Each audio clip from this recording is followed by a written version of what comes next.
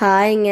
நேற்று பார்த்தீங்கன்னா தேவக்குட்டியோட ஸ்கூல்லேருந்து மார்னிங் கால் பண்ணி 1.5 கேஜியில் கேக் வேணும்னு சொல்லி கேட்டிருந்தாங்க. அவங்க பார்த்தீங்கன்னா சாக்லேட் ஃப்ளேவரில் தான் செஞ்சுருந்தாங்க.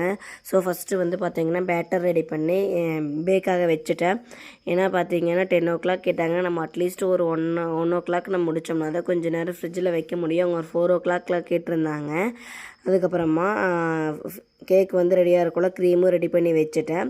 கேக் கூல் டவுன் ஆனதுக்கப்புறம் எடுத்து கட் பண்ணிவிட்டு ஐசிங் பண்ண ஸ்டார்ட் பண்ணிட்டேன். ஃபஸ்ட்டு என்ன டிசைன் சொல்லலை அவங்க. டிசைன் என்னையவே போட சொல்லிட்டாங்க. டிசைன் சொல்லிட்டா கூட ஈஸிங்க. ஆனால் டிசைன் நம்மளை போட சொன்னாங்கன்னு வைங்களேன். எனக்குலாம் எப்படின்னா ஒரு 5-6 டிசைன்ஸ் இப்போ இந்த மாதிரி செய்யணும்னு சொல்லி எடுத்து வச்சுருப்பேன். அதில் இது பண்ணலாமா அது பண்ணலாமான்னு யோசனை பண்ணி ஒரு ஃபிக்ஸாக இருக்குள்ளேயே டைம் ஆயிரும். அது மாதிரி தான் இந்த டைம் பார்த்திங்கன்னா கனாஸ் வச்சு இந்த டிசைன் போட்டுடலாம் அப்படின்னு சொல்லிட்டு அதான் இந்த டிசைன் போட ஆரம்பிச்சிட்டேன். டிசைனோட இமேஜ் ஆட் பண்ணிக்கிறேன். உங்களுக்கு என்னோடய கேக் எப்படி இருக்குன்னு சொல்லி கமெண்ட் பண்ணிருக்கேன். டிசைன் நல்லா இருக்கா, கேக் பிடிச்சிருக்கான்னு சொல்லி கமெண்ட் பண்ணுங்கள். அதுக்கப்புறம் ஈவினிங் போல் 3:30 டைமில் பார்த்தீங்கன்னா கேக் பேக் பண்ணிவிட்டு ஸ்கூல்லையே கொண்டு போய் கொடுத்துட்டு தேவக்குட்டியை ஸ்கூல்லேருந்து பிக் பண்ணிவிட்டு வந்துட்டேன். ஹாய்ங்க. நேற்று பார்த்தீங்கன்னா தேவக்குட்டியோட ஸ்கூல்லேருந்து மார்னிங் கால் பண்ணி 1.5 கேஜியில் கேக் வேணும்னு சொல்லி கேட்டிருந்தாங்க. அவங்க பார்த்தீங்கன்னா சாக்லேட் ஃப்ளேவரில் தான் செஞ்சுருந்தாங்க. ஸோ ஃபஸ்ட்டு பார்த்தீங்கன்னா பேட்டர் ரெடி பண்ணி பேக்காக வச்சுட்டேன். ஏன்னா பார்த்தீங்கன்னா 10 கேட்டாங்க. நம்ம அட்லீஸ்ட் ஒரு 1 நம்ம முடித்தோம்னா தான் கொஞ்சம் நேரம் ஃப்ரிட்ஜில் வைக்க முடியும். அவங்க ஒரு 4 கேட்டிருந்தாங்க.